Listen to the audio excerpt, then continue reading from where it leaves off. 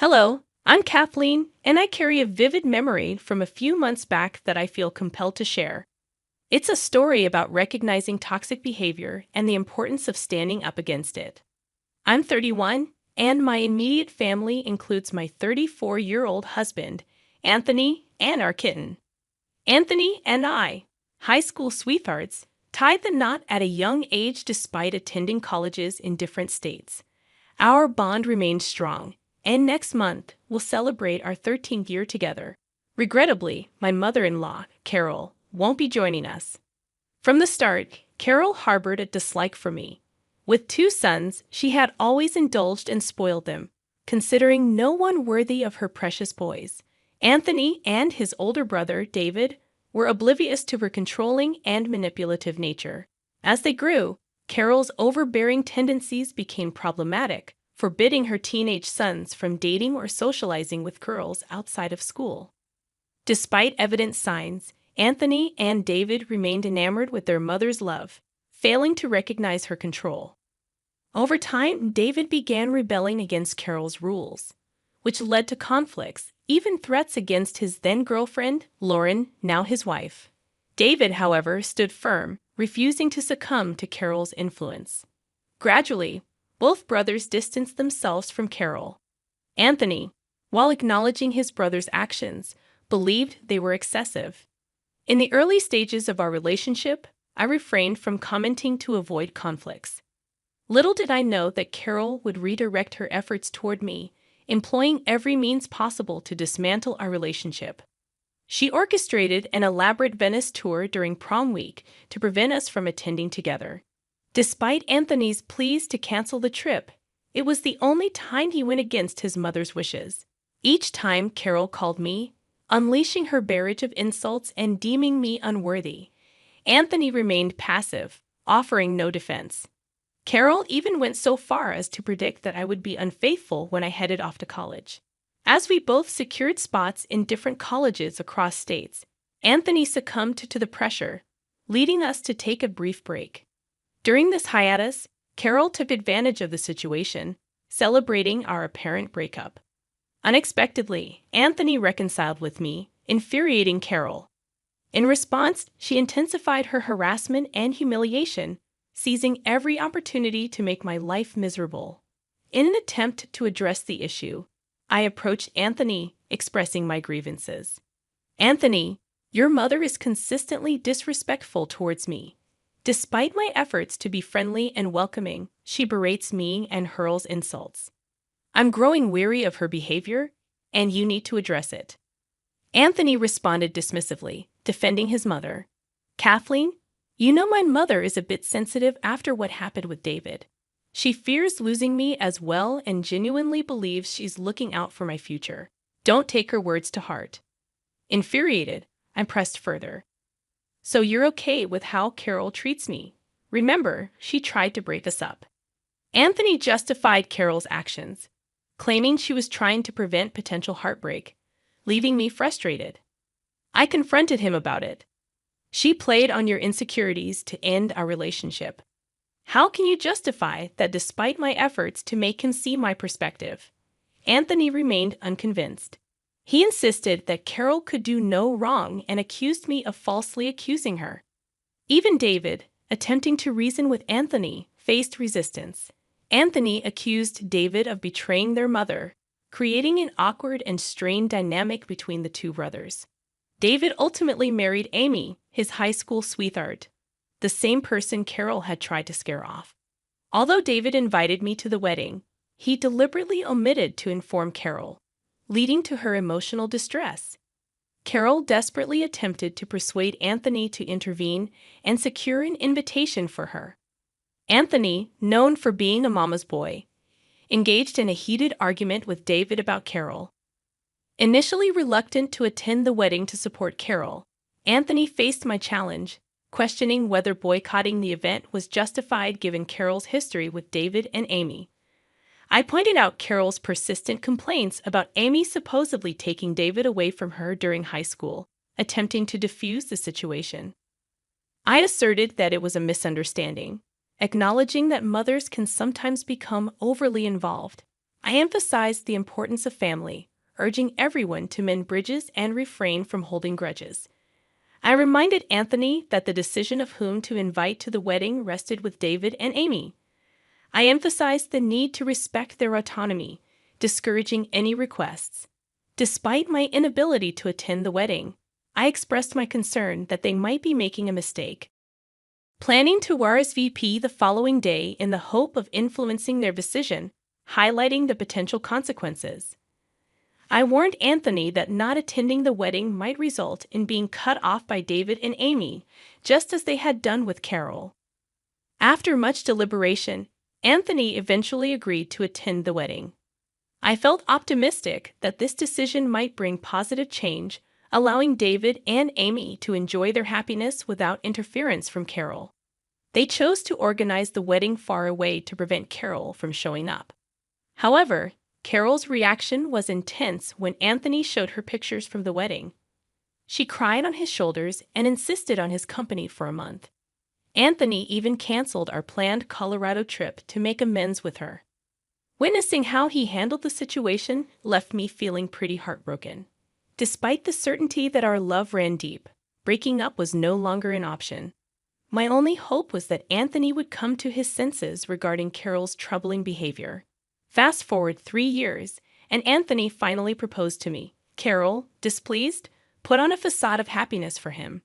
Yet, I later discovered she had refused to give him her engagement ring, convinced that I was a gold digger and our marriage wouldn't last. I loved the ring Anthony chose for me, a testament to our financial independence as engineers. Carol's jewelry was the last thing I desired. Wedding planning became a nightmare as Carol inserted herself into every aspect, from cake tasting to venue selection. Disapproving of my vintage theme, she deemed it boring and tacky. Despite my indifference, Anthony and I carefully considered every decision. Frustrated, I confronted him, insisting that his mom needed to give us space. This is getting ridiculous. We're the ones getting married, and your mom needs to let us decide on our own. I don't need her input on everything. She hates every decision I make. You need to tell her to back off. Anthony defended his mother, claiming she wanted the best for us, tired of this excuse. I argued that she deserved to be uninvited from David's wedding due to her interference. Though we welcomed her presence, her negative remarks about my choices were unacceptable. This was our wedding, and she already had hers. After much coaxing, Anthony finally asked Carol to back off. Though she threw a fit, she toned it down. Unfortunately, Anthony prioritized her choices and made several changes. Initially sad, I recognized it was also his day and chose to go along in some places to avoid further trouble. I had not yet found the courage to stand up for myself, and Anthony seemed lost in a fog, unable to think clearly. The wedding turned into another disaster when Carol showed up in a white dress so sparkly and lacy that it resembled a bridal gown. Fortunately, Anthony recognized the issue and insisted she changed before the ceremony. Feigning ignorance, Carol claimed she didn't have another dress. However, my maid of honor and best friend came to the rescue, producing a pale blue gown that fit Carol perfectly. Anticipating her intention to wear white, I had purchased a decent dress for her on my dime. With no excuses left, Carol had to wear the provided dress. During the reception, she delivered tearful speeches about losing her children to awful women, targeting both me and Lauren, who were avoiding her. Carol also disparaged our relationship, portraying herself as the victimized mother-in-law. The wedding attendees looked uncomfortable, and even her own family was mortified. My maid of honor swiftly took the microphone, redirecting the atmosphere. On our honeymoon, Carol incessantly called us, reaching out to Anthony and crying about feeling lonely. She bombarded us with 5 calls a day, and when unable to reach Anthony, she called me, accusing me of taking her son away. Just a month after the wedding, she insisted that no matter what I did, he would always choose her over me, asserting that he would never love me more than his mama. Attempting to reason with her, I explained that we were on our honeymoon and she needed to stop calling us so frequently. When Anthony's phone died, he went back to our room to charge it, emphasizing that there was no intention of keeping him away from her. Kathleen, it's clear to me how driven you are by greed. Your sole focus is on extracting money from him, ignoring the fact that he supports me financially and genuinely cares for me, something he's been doing since his father passed away a decade ago. Carol, you may be his mother, and it's natural for him to support you. But I am financially stable on my own and have no interest in his money. Stop falsely accusing me of trying to exploit him. Enough with your baseless accusations.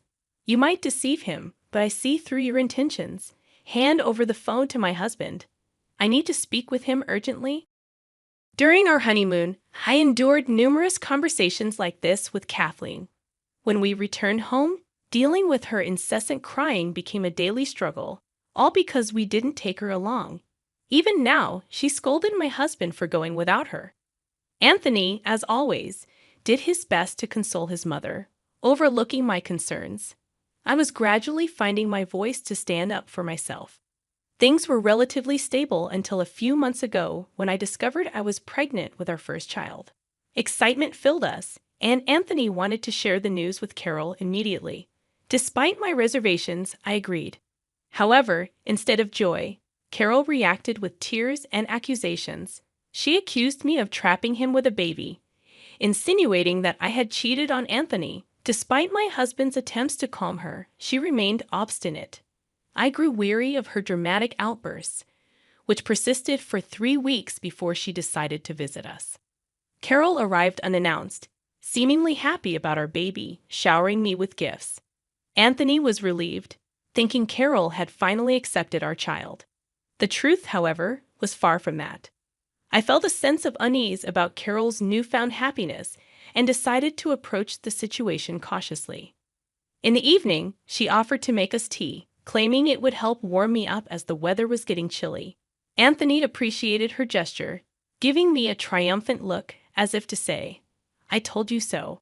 Choosing not to dismiss my concerns, I excused myself and went to the kitchen to check on Carol. I'd observed her preparing tea and adding something from a carton. Both my husband and I are lactose intolerant, using a specific brand of oat milk for our tea. However, Carol was using a different carton that caught my attention. She used oat milk for 1 cup, but opted for the suspicious carton for the other. Initially, I assumed she was merely using a different type of vegan milk for variety. Despite this, my unease persisted when she handed me the suspicious mug. Feeling a sudden panic, I impulsively switched my husband's cup with mine when they weren't looking. We drank tea, and throughout the evening, Carol seemed to smirk at me from across the couch. Fortunately, nothing untoward happened for the remainder of the night. However, in the early hours of dawn, I heard my husband vomiting in the bathroom. He made several trips, and the noise woke me up. After a while, I saw him lying on the living room couch in pain. Concerned, I approached him and inquired about his condition. Carol, emerging from her room, looked worried at the sight of Anthony's distress, breaking into an ugly cry. It suddenly dawned on me. This woman had used cow milk in our tea. I was prepared to confront her, but before doing so, I had to rush Anthony to the hospital. I urgently dialed 911, requesting an ambulance for Anthony, who was experiencing severe stomach pain and was on the brink of passing out. At the hospital, we waited for the medication to take effect. When the doctor arrived for a consultation with Anthony, I brought Carol along. In the presence of both Anthony and the doctor, I coerced Carol into confessing to everything. She was concerned about her son, so getting her to confess wasn't a challenge. The doctor expressed disappointment and informed us that Anthony needed to be hospitalized for a day. After the doctors left, Anthony seemed troubled. The fog in his mind began to clear, and he questioned Carol about why she used milk in his tea, knowing about his allergy. He pointed out that their household didn't even have cow milk, and I didn't consume it either. Carol insisted that she didn't intend to harm Anthony, claiming she was aware of his milk allergy. Anthony was perplexed and demanded an explanation. Carol continued sobbing in a corner, prompting me to reveal the truth.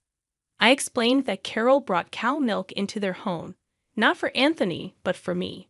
It was not meant for him to consume, and I had switched their cups when Carol wasn't looking, prioritizing the health of our child.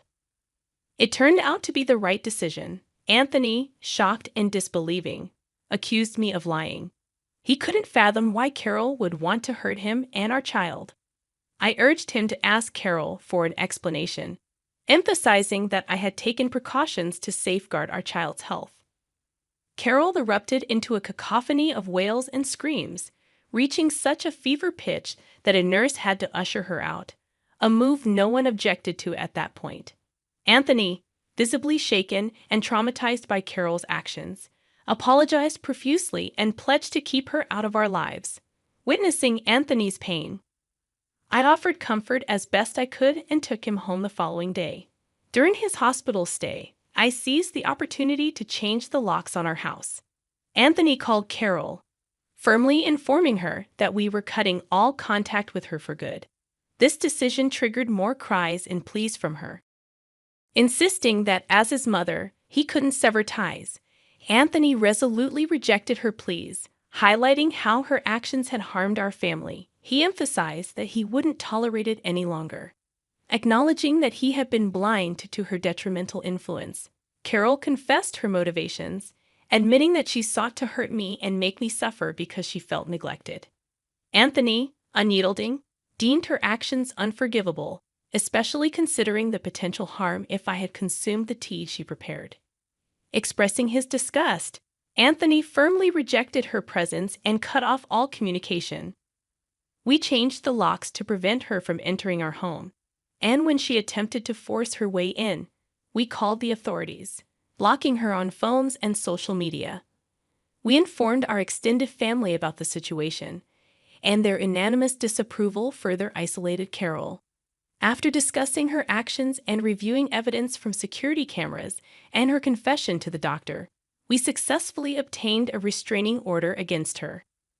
Though she tried to gather information from our extended family, none entertained her demands. We withdrew financial support, prompting her to secure a job at Walmart to support herself. Gradually rebuilding our relationship with David and Lauren, Anthony and David resolved their issues through a heart-to-heart conversation. Lauren and I, already good friends, strengthened our bond further. My husband, having come to his senses, shielded me from Carol's influence, and we eagerly anticipated the arrival of our child, with an agreement not to allow Carol any relationship with our future family. Enjoying the newfound peace in our household after Carol's departure, we considered moving to David City after our child's birth. Uncertain about the future, we remained positive that we would overcome any challenges together.